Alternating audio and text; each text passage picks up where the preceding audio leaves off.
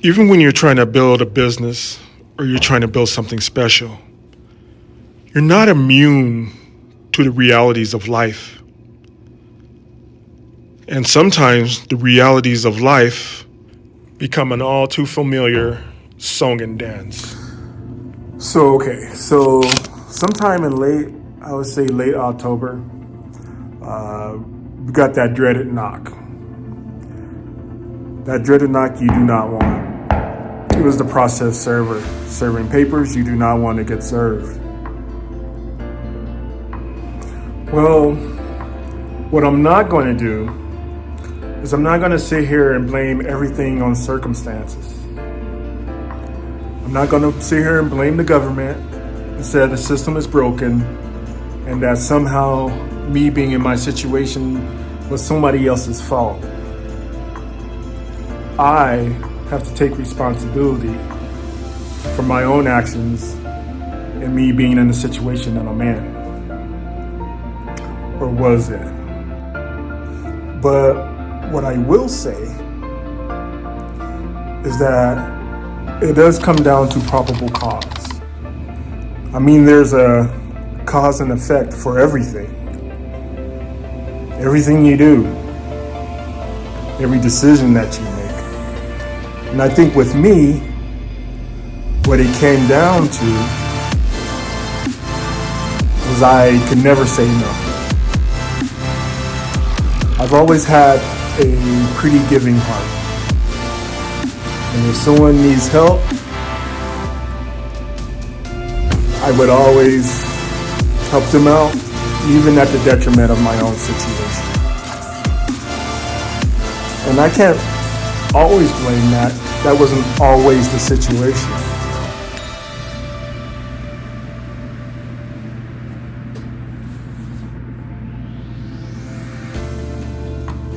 So, let me take a step back further in time to 2020, when I had 2 jobs with a combined income of $40 an hour. Between the 2 jobs, I would work between 6 days a week and 7 days a week, with an average of between 8 and 12 hours a day. This is physically and mentally grueling, to say the least. And at this point, I was averaging at about 60 to almost 72 hours a week. And this wasn't including when I was doing overtime as well. I know. And you're probably wondering, how in the world did you run into financial problems when you were averaging about $40 an hour and working 72 hours a week?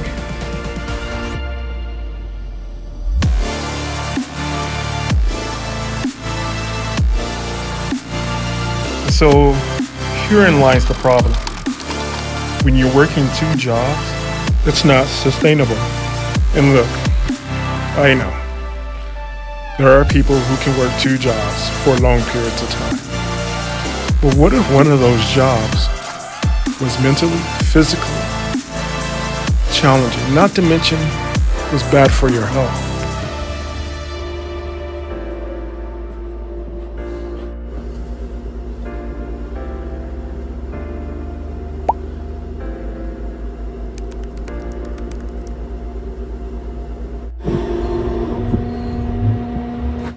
So sometime in early 2020, I had a big decision to make.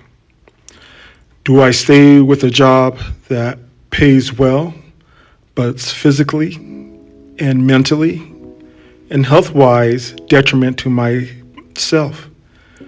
Or do I go with my part-time job and go full-time while picking up extra hours, overtime hours, which was comparable to the good paying job, but was this going to be beneficial to me in the long run, especially with the economy being so unstable?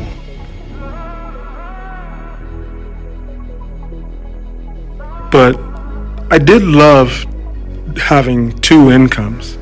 It was like having a consistent money flow every month. But I knew that as far as my health, I will have to choose one. But I couldn't keep up with the challenges of having two jobs. Neither could my health. So I took the road less traveled. And this worked out for a time being. But then COVID hit, and that's when a lot of things changed. I went from averaging 72 hours a week plus overtime to barely getting 40 hours a week. And as you know, that's a huge shift in income. And if you're used to a 72-hour week lifestyle, going to 40 hours, it was a train wreck. And it wasn't long after that, I was facing eviction for the first time. Now we fast forward back to October 2024, where the circumstances were slightly different, but more of the same. A bad economy and higher living expenses. It is hard to imagine making $24 an hour living in a one-bedroom apartment that it would be hard to maintain. But if you take into account food, utilities, and other personal expenses, it's probably not that hard to imagine. The cost of living has gone up dramatically just in the last 10 to 15 years, and the living wage has not kept pace with the standard of living. So this means that evictions have been on the rise for the last decade or so, and COVID in 2020 only exacerbated the situation. If someone had told me 10 or 15 years ago that I could make $24 an hour, but I still would be struggling, I would have laughed them out the room. But that's the reality. I'm not here to blame a bad economy. Like I said before, the onus is on me to make better decisions. Here's the thing. I guess I was just a little bit misleading with the title.